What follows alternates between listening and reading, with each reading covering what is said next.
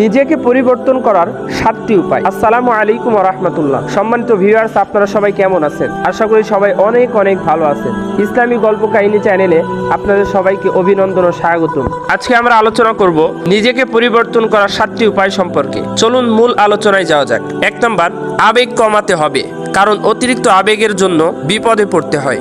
2 number, বাস্তবতা মেনে নিতে শিখতে হবে, কখনো কারোর জন্য নিজেকে নষ্ট করা যাবে না। 3 নাম্বার, অপরিচিত মানুষদের সাথে কম মিশবেন এবং কম কথা বলবেন।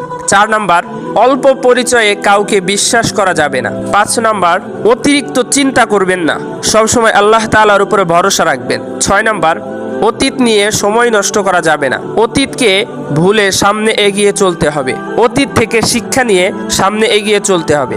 7 নাম্বার, আল্লাহ তাআলা ছাড়া কারোর কাছে কোনো ধরনের আশা করা যাবে না এবং খারাপ সময়ে আল্লাহ তাআলার উপরে পরিপূর্ণ ধৈর্য ধারণ করতে হবে। ভিডিওটি ভালো লাগলে চ্যানেলকে অবশ্যই সাবস্ক্রাইব করতে কখনোই ভুলবেন না।